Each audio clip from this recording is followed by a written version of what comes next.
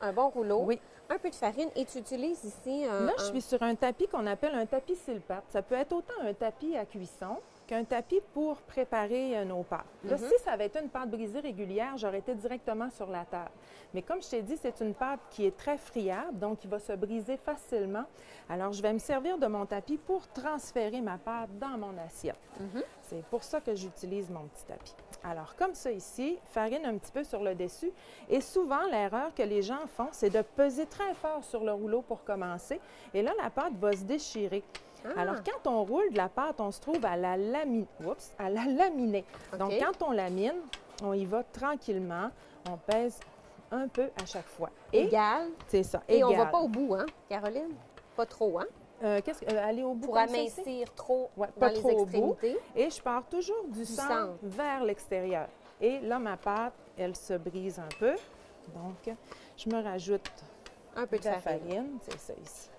Alors, je fais attention pour ne pas faire une carte géographique. J'y vais toujours du centre vers l'extérieur pour aller. Regardez, ça peut vous arriver, ça aussi. Oh! Elle est choquée. Tiens, comme ça ici, pour rouler ma pâte. Et là, on voit les morceaux à l'intérieur. C'est les morceaux de cannelle. C'est joli.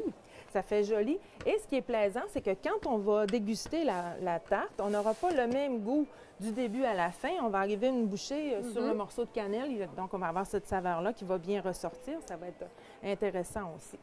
Alors maintenant, on la met dans notre plat. Oui. Alors là, c'est le défi qu'on a aujourd'hui de mettre notre pâte sans la briser. Et si je la brise, je ne serai pas trop traumatisée, je te dirais, parce que finalement, je vais venir la travailler comme un biscuit par la suite. Alors, je la prends comme ça ici et je viens la mettre dans mon assiette. Et regarde, je m'en doutais que ça allait arriver. Puis c'est très bien que ça m'arrive, puisque vous allez voir qu'on va l'arranger, notre pâte, en appuyant dessus. C'est ça, tout simplement. Je ne pourrais pas faire ça vraiment avec une pâte brisée parce que là, je n'aurais pas une pâte qui serait feuilletée. Mais là, ici, je viens tout simplement replacer mes morceaux. Oui. Et la particularité de la pâte aussi, je vais vous l'écrire dans la recette, c'est qu'il faut la laisser reposer environ 1 heure avant de l'utiliser. Si je l'avais laissée reposer, elle n'aurait peut-être pas cassé. C'est ça.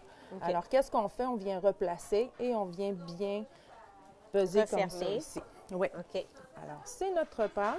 Et ensuite de ça, on va la mettre au four pour la faire cuire jusqu'à temps qu'elle soit bien dorée. Alors, je vais aller la chercher au four. Je n'ai pas besoin de mitaine. Tiens. Alors, quand je l'ai replacée, puis regarde, même si j'ai ces petites choses-là qui sont à l'intérieur, on va la remplir, ça va tout être rempli. Ça ne paraîtra plus, là, un coup qu'on va avoir rempli avec notre crème pâtissière. Ça veut dire, Caroline, qu'on envoie ça au four à combien? On l'envoie à 400 degrés Fahrenheit pendant 15 à 20 minutes, jusqu'à temps qu'on ait une belle coloration comme ça ici. Quand on fait cuire une croûte comme ça, est-ce qu'on doit peser? Non, celle-là, on n'a pas besoin. Si c'était une pâte brisée, on aurait piqué et on aurait mis quelques petits pois dedans pour faire en sorte là, que la croûte ne lève pas. Et on fait cuire toujours la croûte dans le dernier en bas? Oui, dans le bas, sur la tablette du bas. Toujours dans la tablette du bas. Oui. La semaine prochaine, on va vous montrer comment faire la crème pâtissière qui ira à l'intérieur et aussi rajouter des bons fruits pour faire la tarte aux fruits. Le printemps s'en vient, l'été s'en vient. Caroline, on va pouvoir à un moment donné servir ça sur la terrasse. On va arrêter de geler. Hein? On va arrêter d'avoir froid. On se retrouve dans quelques instants. Ben non, on va se retrouver la semaine prochaine. La semaine prochaine? La semaine prochaine pour la suite de la délicieuse tarte. J'ai sur toi d'y goûter, moi. Oui, hein? Oui.